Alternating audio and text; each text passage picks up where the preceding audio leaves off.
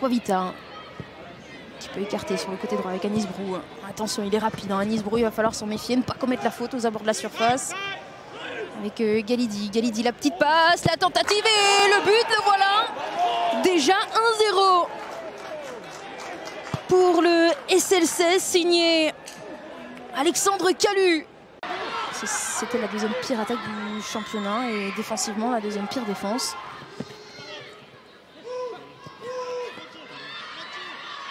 Talviti. Est-ce que ça va passer? Talviti, il y a le retour de Alexandre Calu. Avec Fata.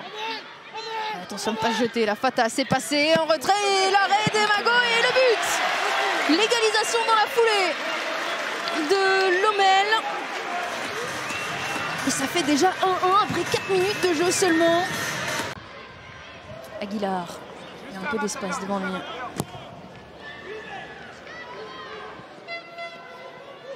Avec Fata, et là c'est passé pour Fata qui peut revenir en arrière. Attention, Metinho va-t-il passer? Metinho, la tentative et voilà le but pour Lommel qui mène 2-1 alors qu'ils étaient menés. Et le but signé Metinho, 4e but de la saison pour le milieu de terrain.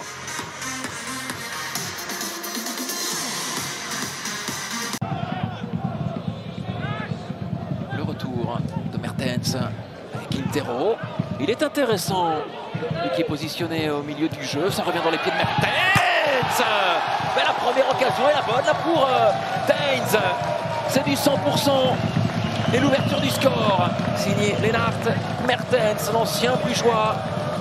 Et puis, il y a eu pas mal de rumeurs cette semaine concernant Joseph Lohmann, hein, qui pourrait ne plus être sur le banc de cette équipe du SL16 la saison prochaine. Mais Vinicius, attention, deuxième poteau avec Talviti. Et ouais, le but, c'est très bien joué de la part de Talviti et de Vinicius aussi. Hein. La passe est magnifique. Passe devant toute la défense et ça fait 3-1 pour Lommel après 20 minutes de jeu. Chambar. Romans. Attention, là la remise de Galarsa elle est manquée. Abdallah, c'est pas mal fait avec Aguemon qui place dans le goal. Dans le goal, et bien c'est mérité. 22 minutes de jeu. Virton ouvre le score via Yannick Aguemon. C'est un but qui va faire du bien évidemment à toute la Gaume et qui récompense l'excellent début de match des Verts. Il a bien y jouer un jour dans sa carrière. Et là, Fata, il y a une possibilité de se racheter face à Mago. Fata, est-ce que ça va finir au fond? Et oui, le but! Le voilà! Le but du 4-1 pour Fata. Il y a quelques minutes, il ratait son penalty face à Elias Mago. Et bien là, il vient de le battre, le dribbler et aller chercher ce 4e but pour Lommel. Joseph Lohmann qui pourrait partir. Je vous ai parlé de la première rumeur. La deuxième serait Sébastien Pocognoli. Attention, Metinho en retrait avec Fata. Fata, oh là là là là là! Il a fait l'amour à toute la défense du Standard là. Amar Fata pour le doubler en l'espace de quelques minutes seulement. Et ça fait 5-1. Eh oui, dépité là. Ballon d'honneur avec Oudrey, le ballon renvoyé par Krivchenko. Et attention cette contre-attaque. Est-ce que ça va aller au bout là avec Alessio Stalens? Il résiste au retour d'Antoine Cobotte. Stalens face à Guy. Stalens qui tente de décaler Van Lansdorp. Et le deuxième but. Quelle contre-attaque supersonique. Quelle contre-attaque éclair. Avec à la base Alessio Stalens et à la conclusion Yelert. Mboyo. Bourdin. Dudouis. Dudouis. Oh, elle est pas mal. Elle est même magnifique cette frappe d'Henrik Dudouis. 2-0 pour Virton qui se détache dans cette rencontre et qui est donc parti pour clôturer son aventure à Challenger Pro League sur une bien jolie note. Il va lui aussi faire son apparition sur la pelouse.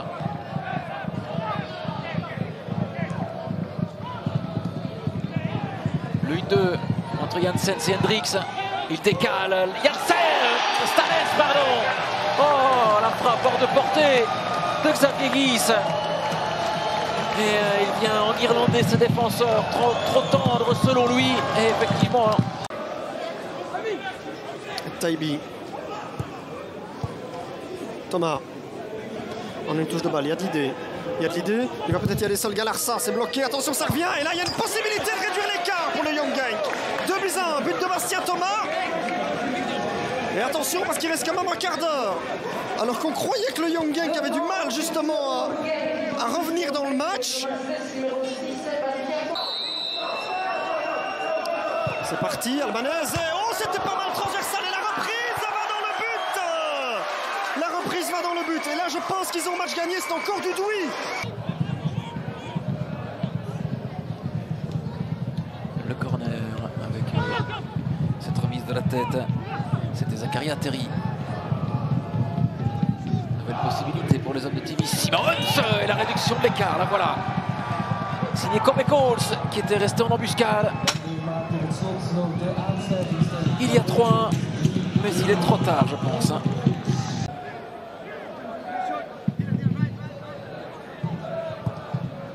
Il est donné de la gauche vers la droite. Attention, là, il faut se parler au cours de cette défense. L'Allemand, la parade de Nacho Miras. Et c'est 3-2. C'est 3-2. Michael Allemand. 20 secondes. Et la Martinez qui est partie dans le dos de Biram Diao. Martinez avec le petit ballon pour Niki. La tentative Vinicius et le voilà. Le 6e but de l'OML. Signé Vinicius. Il ne manquait plus que lui, non. Il va chercher son doublé, la Vinicius. Thoresen.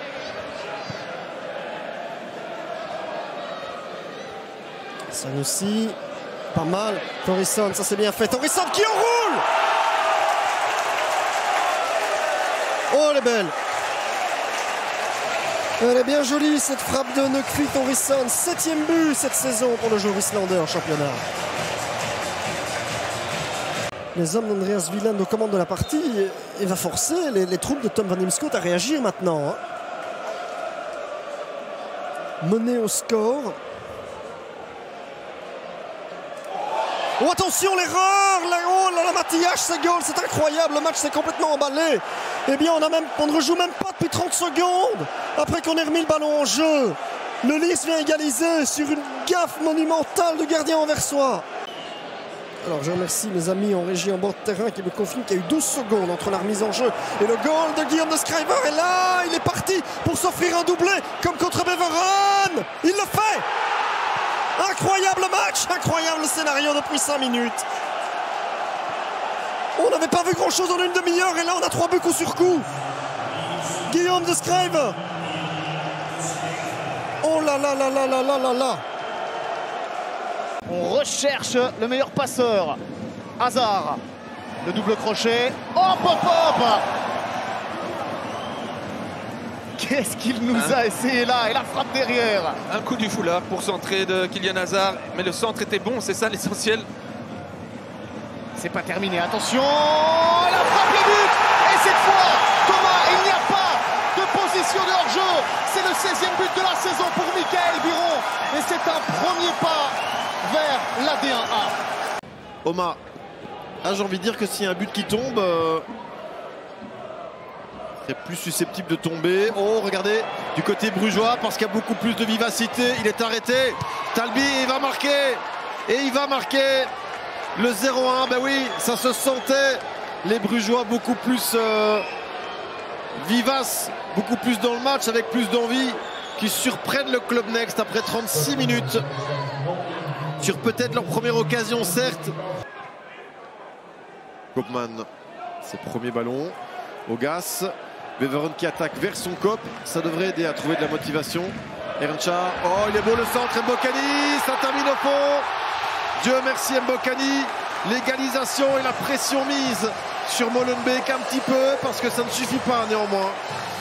Mais tout de même, il a fallu 3 minutes. Taoufik, le centre, deuxième poteau vers Erncha, son concurrent, la remise de la tête. Koopman, le centre dévié. Deuxième centre, prise de la tête, oh l'intervention, et c'est goal de Tierno Barry sur ce deuxième ballon. Barry qui met le deuxième but pour Beveren, 2-1.